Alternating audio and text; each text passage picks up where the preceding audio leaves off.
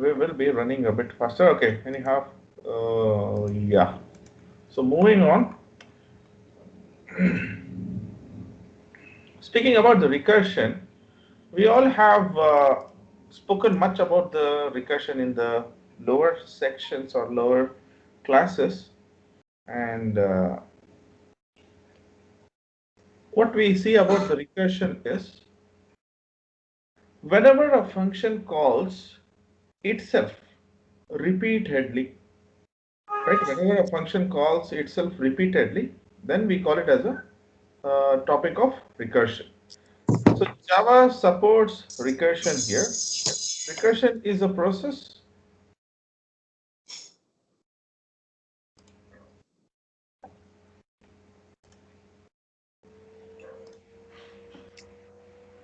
Okay, so recursion is where a process of defining something itself again and again, right? It calls itself again and again. That means inside a function, there is a method, there is a statement which is calling itself. That's called as a recursion. And as it relates to Java programming, recursion is the attribute that allows a method to call itself. A method that calls itself is called as recursive method. All right. So a classic example is our factorial. As we all know, factorial refers to if I say 3 factorial, that means it is 3 multiplied by n minus 1, that is 3 minus 1, that is 2 again multiplied by 2 minus 1, 1. So once it is 1, then you have to stop it. Okay, so that means you have to check whether is my n 1, if not, subtract it by 1, right? So a classic example is about the factorial. We'll see the example of factorial, how it works.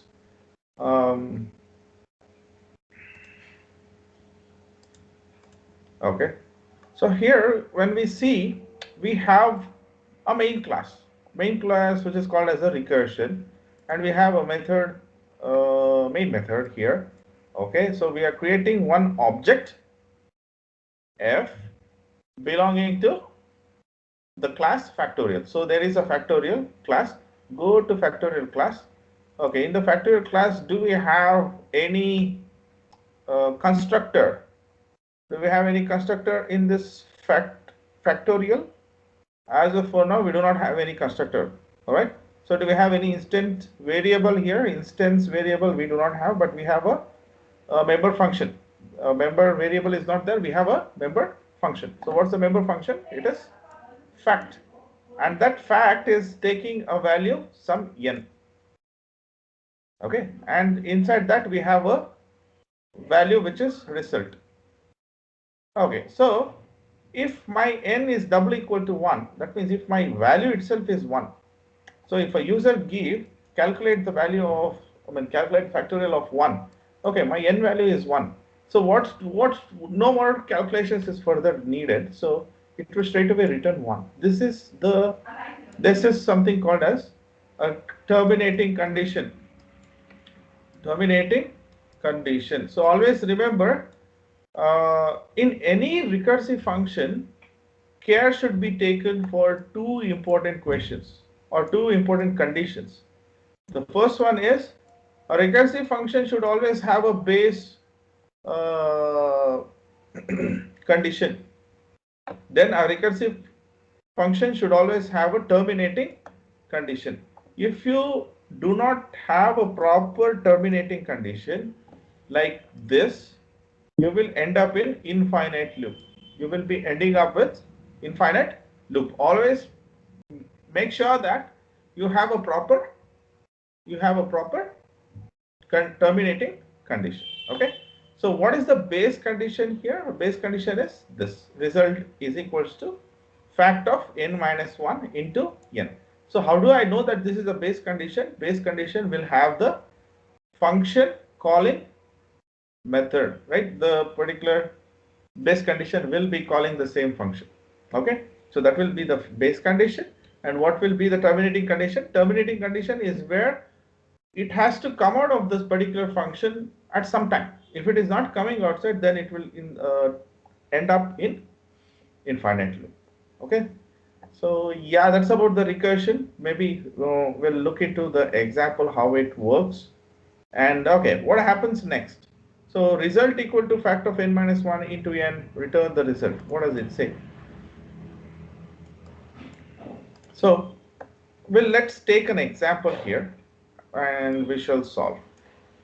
So system.out.println factorial of 3 is fact, that is object dot fact method, that is the method of 3. So that is what the value is.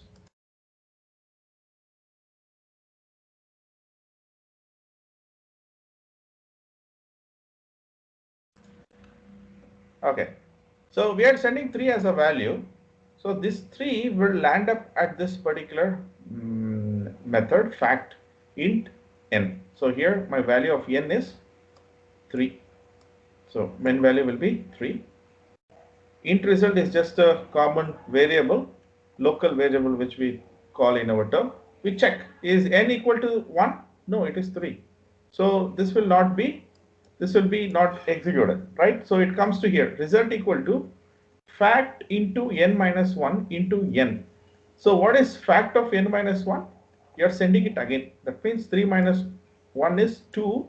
2 you are actually sending it again and you are multiplying with, what is this n? N is what? N is 3. So 3 I have here. Then again this fact of n minus 1, 2 will be sent here. So again is n equal to 1? No, it is 2, right? So this will not be executed again for the second time also. Then it comes here, result equal to fact of n minus 1 into n. So again, what is n minus 1? N minus 1 is 1 into what do we have here as n? So 2. So this was divided into in this way, into 3 will be there without any change. So next it comes back, it calls again fact of n minus 1, it comes here. What is my n value now? New n value is 1. Is n equal to 1? Of course it is 1. So return 1. So here in this it will straight away return 1. Then it has the same value. So ultimately when you subtract 1 here, 1 into 2 is 2. So 2 into 3. So what is 2 into 3? 2 into 3 is 6. So my result ultimately will be equal to 6 and it will send the result back. That 6 value will be sent back. It comes and resides here. So factorial of 3 is 6 is what it will display. Similarly, the assignment will be with respect to this program for you guys for the factorial. How I explained with this particular example, taking an example, I want you people to explain it on your own for factorial 4 and 5. That would be your assignment for today. So if you people have any doubts in factorial, kindly let me know, and recursive function, let me know. So I'll be just moving on with the recursive function. So the beauty of recursive function is um, as the function is calling itself again and again, it is having more pace, right? It is executing, it is executed faster, right? So whenever I say executing faster, we have some timing mechanism when it comes to the algorithm, okay? But we also have something called as a complexity, right? We also have some complexity. More variables are involved here. The same variable again and again it will be involved. So care should be taken here very carefully whenever you're dealing with the recursive functions. Okay.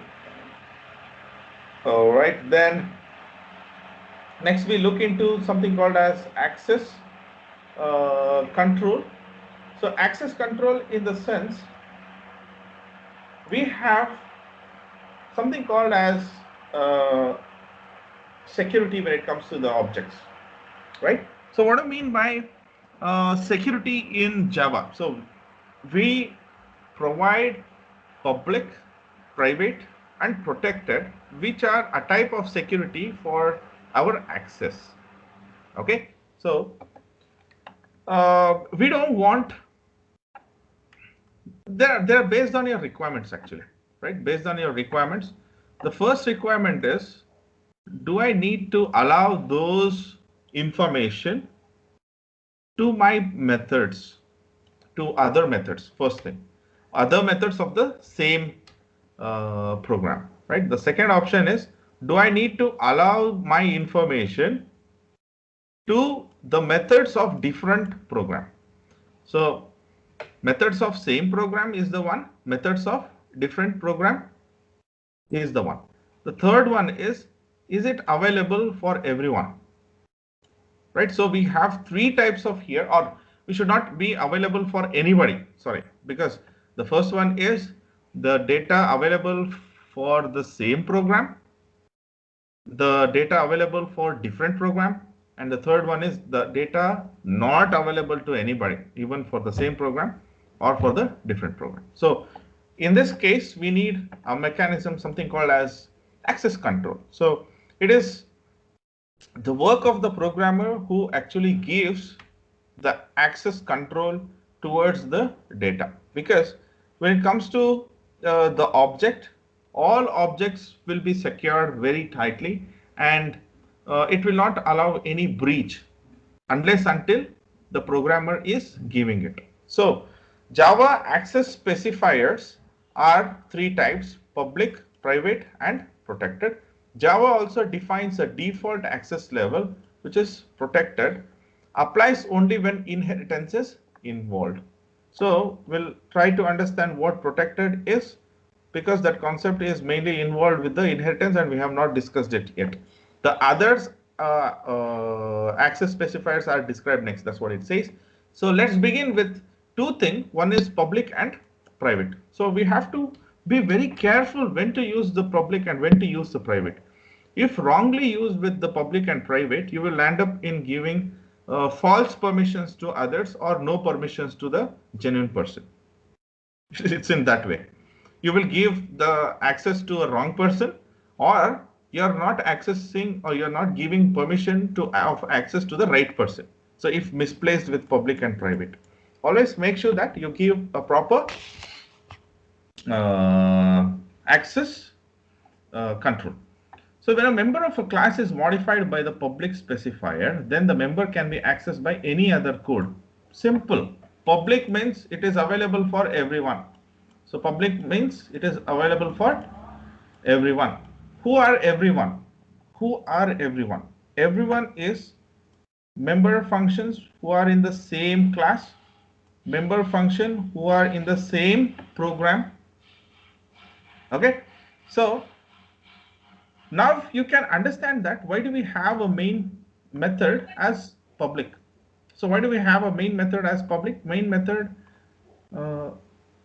as public. So here we have a main method and it is public. Why? Because this main has to be called at the initial place itself, right? We need to call it in the beginning itself. If I make it as a private, then nobody can call it. Okay, so it's always been preceded by the public specifier. It is called by code that is outside the program. If you make it as a private, nobody can call it. Only those methods which is belonging to the same class can access the private members. So that is by the Java runtime system. When no access specifier is used, then by default the member of class in public within its own package. So if you are not specifying anything, by default it will be public. Okay, then by default the member of the class is public within the same own package, but cannot be accessed outside the package. Outside the package refers to, this is my set of programs, and one program has a main in it. One program has a main in it, and this particular main method, if it wants to access another program which is in the same package, this is a package 1. This is package 1. In this package 1, I have many terms. If you want to access any member variable from another package, this public will not work. This public will not work. This public allows within the same package, within the same program, within the same class. All right. Next, in the class developed so far, all methods of class have used the default access mode, which is essentially the public. As I said, if you're not specifying anything, by default it will be understood that it is public. So however, it is not what you will typically want to be the case. Usually you will want to restrict access to data members for the class following access only through methods. All right, so if you want to give the information, if you want to take the information, if it is public, no issue. If it is public or default, then we have no issue. But if you want to restrict that particular value for the public methods which are accessing it, then you have to make it as a private. So whenever it is a private, it is towards like a private section, right? It is only reserved for those people. So an access specifier precedes the rest of the member type specification. That is, it must begin a member declaration statement. A small example for your public and private can be given or explained here, I guess, throughout this program. So we have public int I, private double j. So we have private int my method, int a, int b. So here, some case. So here, this variable I will be accessed by any method within the same program. But this particular double j is only for the same class. Even if it is a function in different class, it will not work. It is only restricted to same class value only. If you want to save something, you have to send it via a method. Then from this method, you have to push the value to here. You cannot straight away push it from outside. That is wrong. You cannot call and it will not give you any access also. That is why you might have seen in most of the programs, in my way of programs, where whenever I am sending any value to a function, the function will get the value and it will assign via the same class. That is because of the security, because nobody should actually gain the access. To understand the effects of public and private class, consider the following program. Okay, we have some program here. What we'll do is we'll copy this and we'll try to run. We'll try to understand. Okay. Fine. So let me comment this.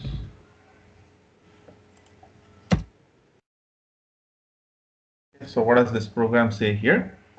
I have a class test. Okay. Then I have a main class access test. It will give me an error if I'm not using the same class name here. So let's assume, right? So here I have a main method. So main method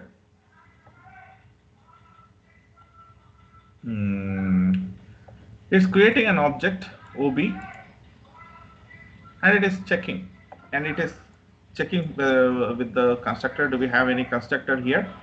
No. So object OB will be created, and this object will have three values, A, B, and C. A is by default. As I told you, default will be public. You can also give a public keyword if you specify it. If you want to specify it, then yeah, B. Then you are also giving a integer value which is private C. So you are saving some value A, B, and C. Okay. So object A is 10, object B is 20. Okay. You have given the value for A and B, 10 and 20 of whom? Of the object OB. Then you also try to set the value OB dot C equal to 100. OB dot C equal to 100. So if I use it, it will give you an error. It was giving you an error. Why is it giving you an error now? Anybody? It is giving me an error for C. Why? Because this C is not visible for this particular main method. For this class, to be speaking with respect to the class, this OB.C is not visible for this class itself. Why? Because OB object class may be test. Test C value is actually private. Your compiler will make sure that that C value is not visible for anybody outside its own class. So that's why this ob.c, even though you write it, see to that if it is public, you can use it. If it is private, no. If you want to give a value, then you have to call the method and then push it towards that value. So how do I do it? So ob.set c value, and you are sending 100 value. So there is a set c value. So set c is taking 100 as I, and yeah, this method which is belonging to the same class test can access the private value. So I value which was 100, the I will be pushed to the C value. That is perfectly fine. That is perfectly fine. Similarly, in the next cases also, if you want the values of ob.a, you will be getting ob.b, you will be getting. If you use only ob.c, if you use ob.c, it will give you an error. Why? Because again that C value is not visible. If you want to see that particular C value, you have to call the method itself. You have to call the method itself. Get C value is one method. So what is it doing? This method can easily get the value of what it is stored in C. Why? Because it is belonging to the same class.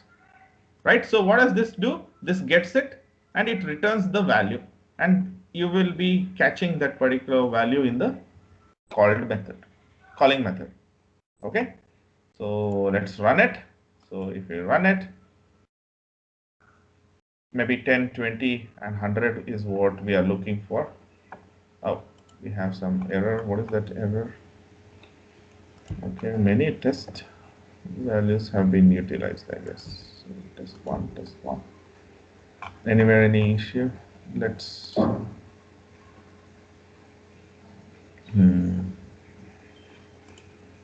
clean the project once. Yeah.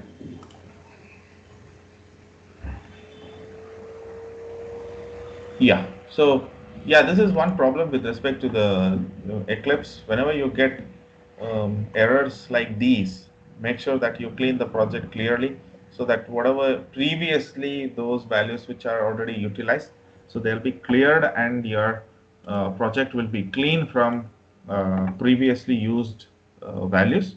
So this is like your garbage collection in your Eclipse. You can use it.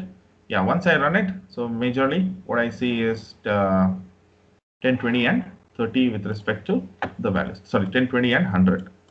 Okay. So yeah, I think that's about the session for today, which we'll be looking into. And in the next class, we'll be looking closely into the access control. Okay, we'll be looking into this other values. I mean other concepts. Okay. So yeah, we'll stop at this point.